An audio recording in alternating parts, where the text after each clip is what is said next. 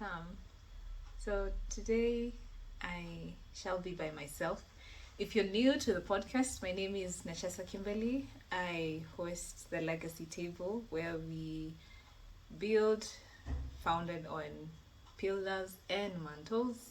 We bridge the generational gap from the old to the young and hope that as the old step off the ladder, the young can take up responsibilities in various sectors. For today's episode, it's going to be very reflective, it's going to be introspective, it's also going to be very personal, I would say. So, have a seat. Let's rewrite our legacies, eh?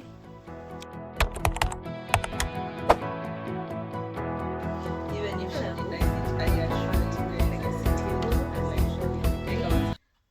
This week we were in Kenya, wherever you're watching us from, but specifically in Kenya, we were marking a 1 year anniversary since the young people took to the streets to reject the then finance bill that had a few clauses that were not really fair to the common wananchi. They call them the common wanjiku.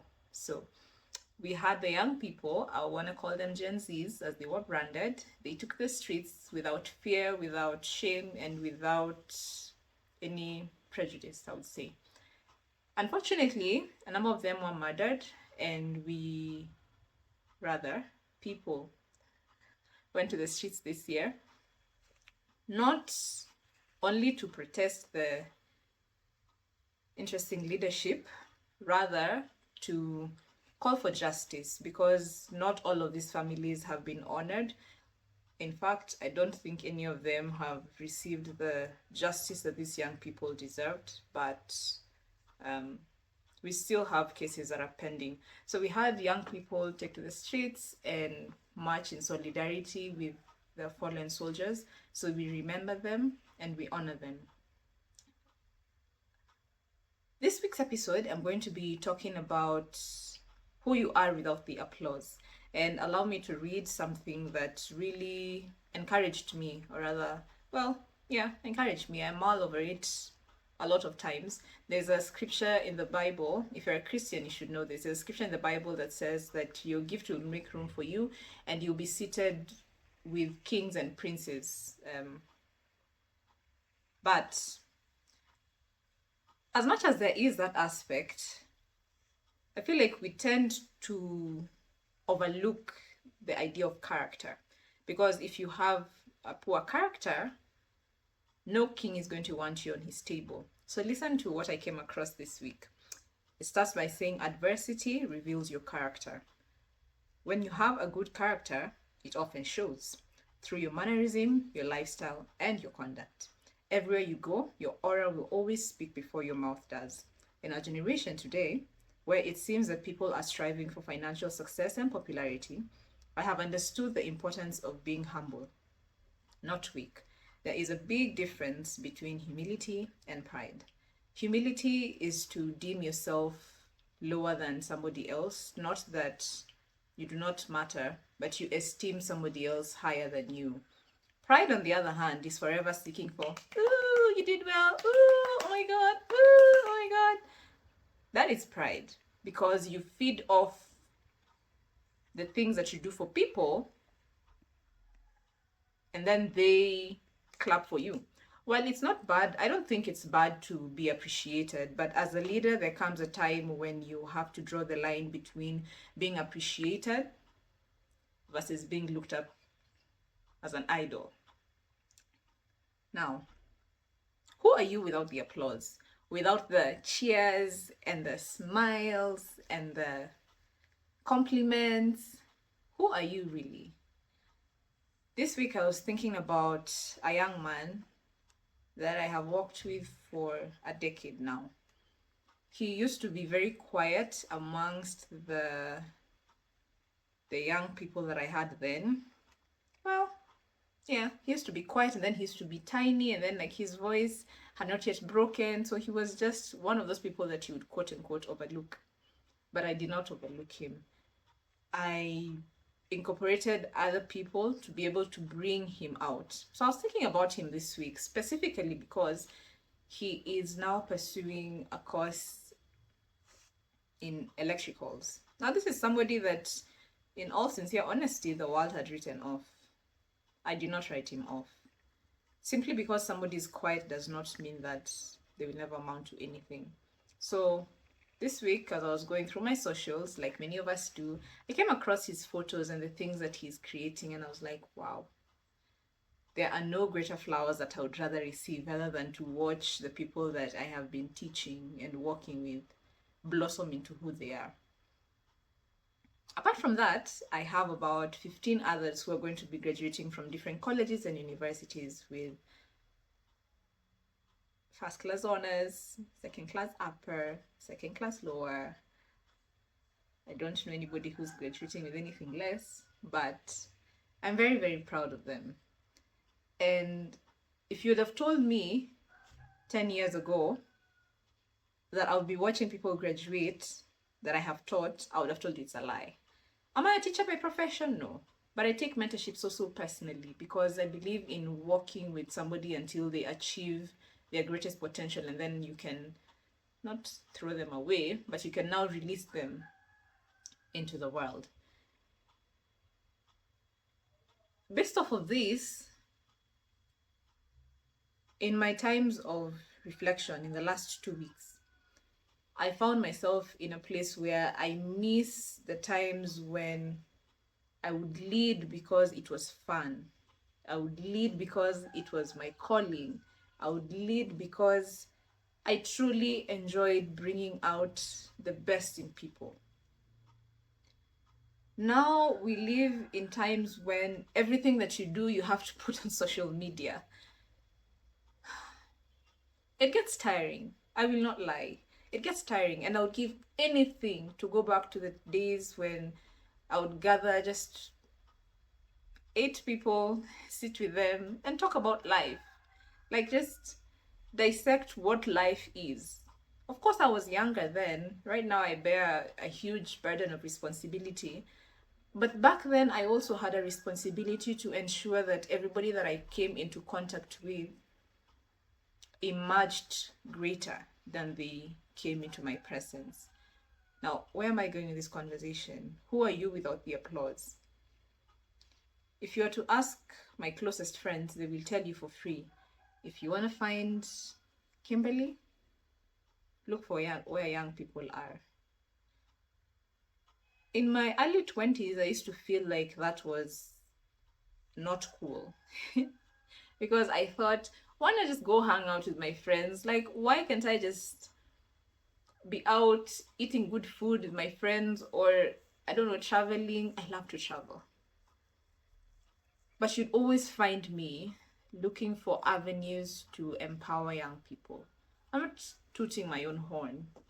It just came to my attention this week that there's a joy that comes without the applause.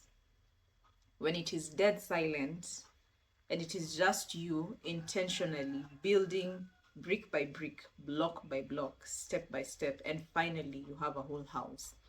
I have mentioned that we're going to be having almost 15 graduations. That is like the people that I have personally worked with. And it's a great joy. Now, do I wish in some way that they would be somewhere saying, I was taught by so and so? I do. But do I really want it? No. Because as a leader, you have to get to a point where you are okay when there is no applause. I look at leaders these days. I know I'm going to sound harsh, but leaders thrive on appreciation. Leaders thrive on recognition, so that if as a leader you're not recognized, then you stop being a leader. I've been there. Back in 2021, I hit a snag in my life where the honest truth is that there was no applause. In fact, I think the only person who was cheering for me very, very loudly to a point where it became a nuisance was my mom. And sometimes I would think,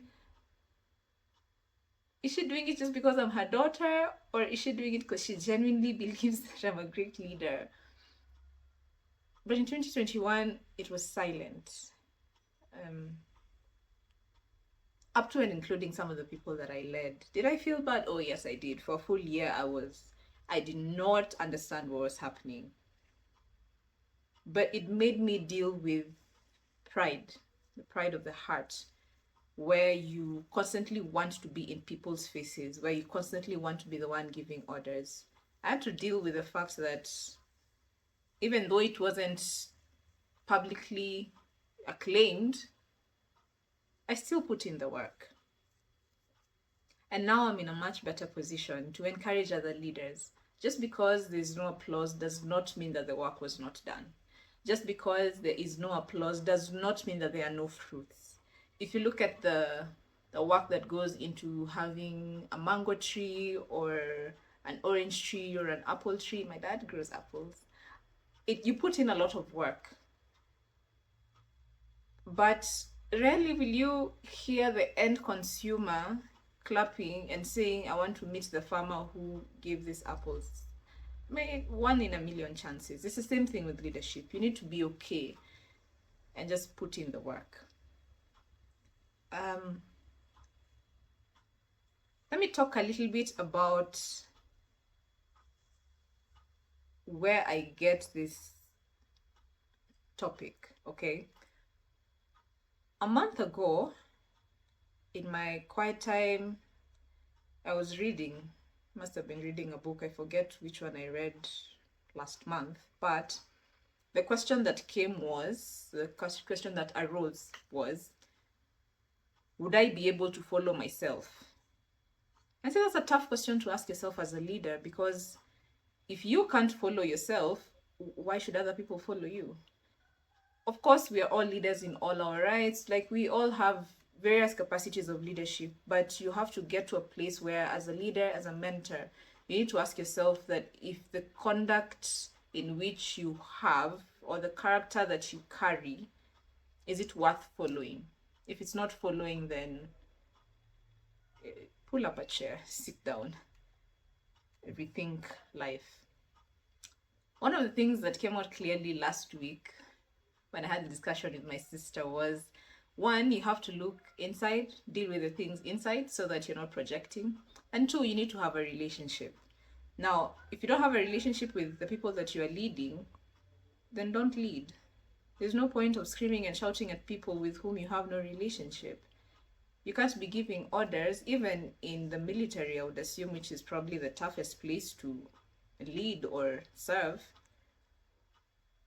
If you ain't got no relationship, some form of relationship, at least some banter, some knowledge of people here and there, then your orders as a major, people will just follow them because they want money at the end of the day, not really because they want to serve. So be a relatable leader where people can be able to feel you. I know these days people say, oh, we don't care about feelings, yada yada.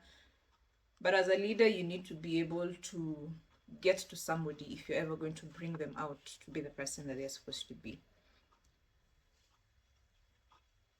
When I think about character, I think about integrity. I think about who I am alone versus who I am with other people. And I think even as we think about the applause, even if the applause comes later on in life, the applause often is because you have been able to have a steady course. You have been the same through and through. Like, somebody knows this is a straight shooter. I cannot mess with this person. Or somebody knows this is a funny person. I can always approach them and they will have a calming effect on me. Or you're chill. So by the time the applause is coming, you've already built a character.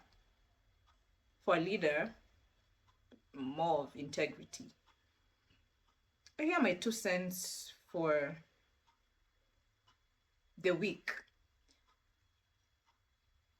If you're thinking about going into leadership, into mentorship, into, creating safe spaces, one, have some quiet time. As Valerie Karin said, sit down with yourself. If you don't know how to do something, admit it. Get help. Leaders don't know everything. In fact, most leaders fail more than they know. But only a humble leader is wise enough to understand that their failures are not the end of them. In fact, they're stepping stones to becoming better leaders. I would say something else is build relationships. I feel like the greatest way to be a leader is to have a relationship with people. If you cannot relate to people, they will not clap for you. Those are my 2 cents. I've been your host, Nachesa Kimberly, here at the Legacy Table. See you next week.